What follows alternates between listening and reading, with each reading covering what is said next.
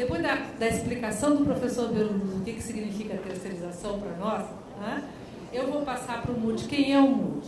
Naquele movimento que eu falava de resistência, que foi constituído o fórum, nós tivemos dois momentos muito importantes, Beluso, que foi de congregação de forças para a nossa resistência, para resistência a essa porrada, que foi o Manifesto dos 19, que foi fundamental. O Manifesto dos 19 foi um momento muito significativo. E depois desse Manifesto dos 19, nós tivemos a unanimidade do Coleprecor, que é o Colégio de Presidentes e Corregedores, endossando o Manifesto dos 19 ministros, que de 26 na época, 19, uma maioria bastante significativa. E para finalizar, para coroar essa caminhada, que agora tem que ser reiniciada, nós tivemos o MUD, que vai falar agora, vai ser o debatedor do professor Beluso, com aqueles vídeos espetaculares que tiveram acessos internacionais. Quando nós vimos todos aqueles atores globais falando conosco e perguntando: é esse o país que você deseja? Foi algo muito importante que, naquele momento, coroou a luta, e aí ela saiu desse cenário onde estávamos sendo vitoriosos e foi para o Supremo Tribunal Federal, e agora é outra luta que começa lá. Então, ele é o representante do MUD. Obrigada, Beluso. Agora vou passar para o representante do MUD, que é o debatedor, para depois nós podermos encerrar e para começar a outra mesa, que vai ser a mesa dos poderes da República, dos ministros, dos senadores e dos deputados. Bom, boa noite, pessoal. Eu prometo que vou gastar 15 minutos. Sendo adiantado da hora, quero parabenizar todo esse coletivo que compõe o Fórum, a Universidade, a Faculdade de Direito, os procuradores, os magistrados, o movimento sindical, o movimento associativo, a sociedade civil organizada. É uma honra realmente estar aqui com vocês e debater, e é uma honra ser escolhido pelo MUD para representá-lo. Faço parte do MUD, o MUD é presidido pela Dira Paz, e a Salete é a nossa diretora administrativa financeira, e o padre Ricardo Rezende é o coordenador.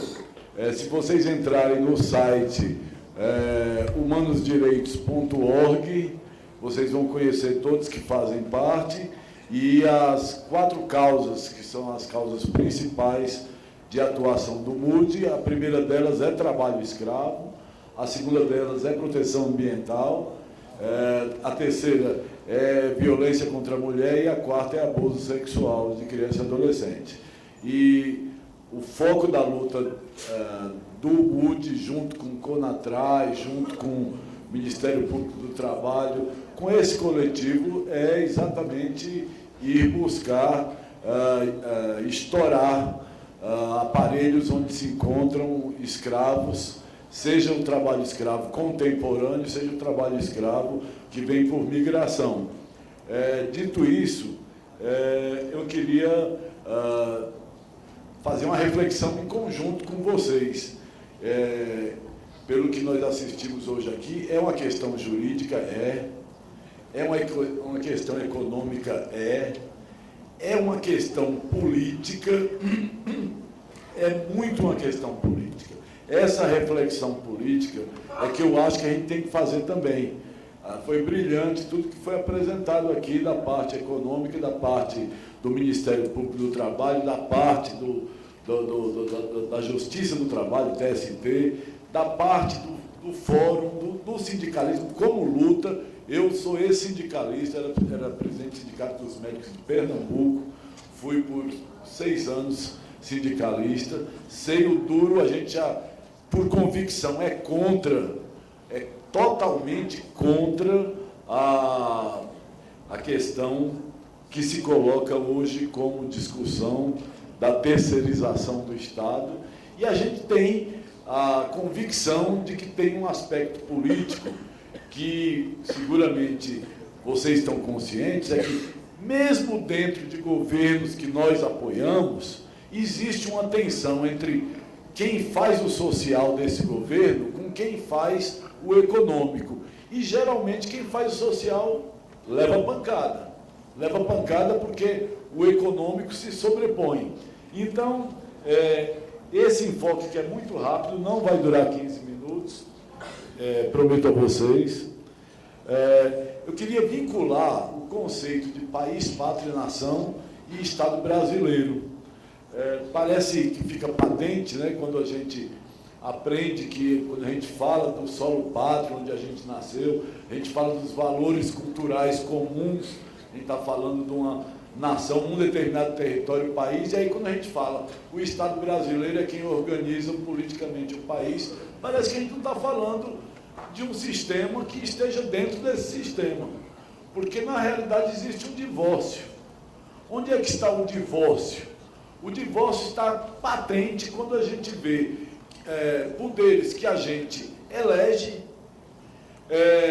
patrocinarem medidas que visam um sistema de terceirização. Essa terceirização, a gente precisa deixar claro, ela começou na Revolução Industrial, o professor Beloso sabe melhor do que eu, dentro daquela evolução do Taylorismo, de separar quem manda e quem obedece, para o Fordismo, para dizer como é a economia de produção em série, para o Toyotismo, de dizer quem é que vai fazer mais coisas para eu baratear meu custo, e no consenso de Washington, para reduzir custos, e a gente fala aí em dois tipos de coligações diferentes, que governaram o Brasil nos últimos 20 anos, nenhuma assustou o processo de terceirização, nenhuma.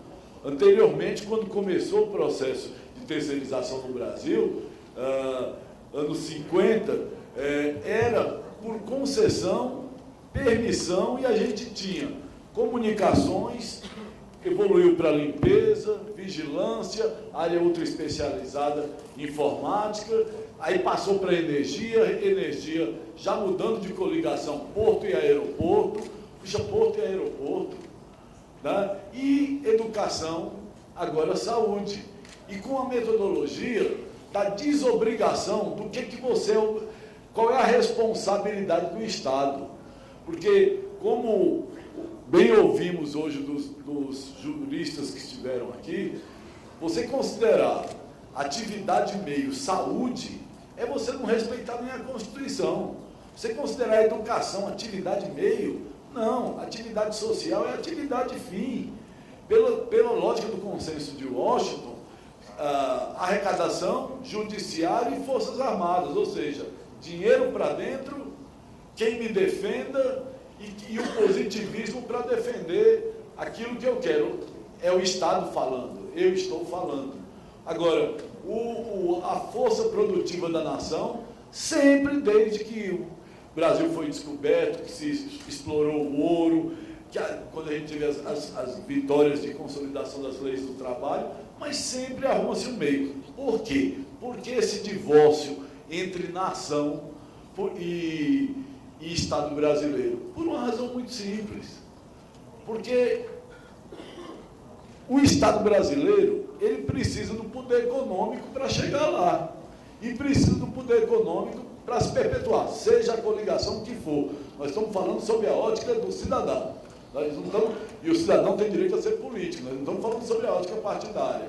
E qualquer partido faz isso. Não tem dinheiro, arruma dinheiro, financia, chega lá, quer continuar, e quem bancou, que foi o poder econômico, tutela. E quando tutela, significa o quê? Aprova as leis que me interessarem.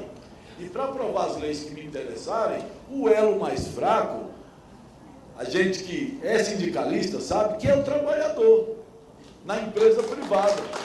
Tá certo? É o trabalhador na empresa pública. E aí começa a escamotear. Que é uma coisa mais vergonhosa. Eu tenho 61 anos. Quando eu tinha 10, 15 anos, o empresário, ele pegava o dinheiro dele, tirava o empréstimo, arriscava o capital dele, ficava rico ou falia. Hoje em dia, não. Você recebe de uma organização social, que é uma ONG, você entrega para ele um hospital. Esse hospital, o Estado construiu, o Estado equipou, o Estado vai pagar os funcionários, Esse ente privado tem direito de fechar a porta quando estiver lotado, que o sistema público não tem, tá certo?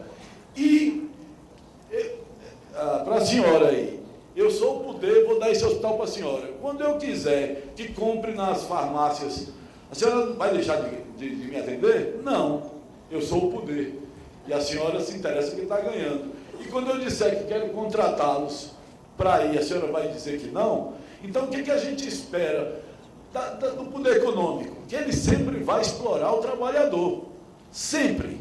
O trabalhador só tem uma maneira de se libertar, se sindicalizar e ir para a rua. Se conscientizar e ir para a rua. Tá certo? Independente de ter votado ou não naquele partido. Tem que tensionar.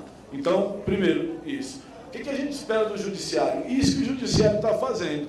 Agora, o ideal era que pudesse se determinar que tudo que é social não pode ser atividade meio, é atividade fim. E segundo, lutar para não haver terceirização, porque terceirizar é uma forma de você escamotear o trabalho do outro.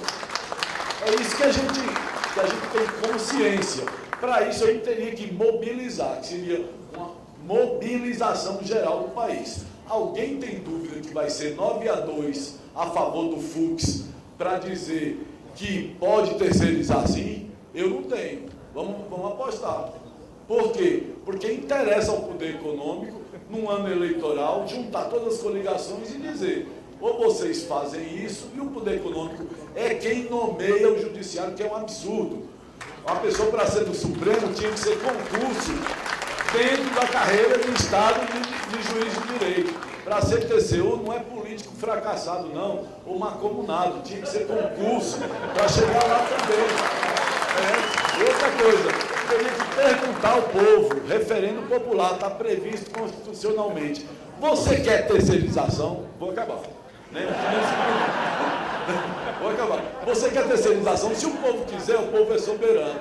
O povo não quer, não, porque o povo, ele trabalha, ele dá duro para sustentar um bando de marmanjo que, para se perpetuar, usa o dinheiro da gente. Muito obrigado.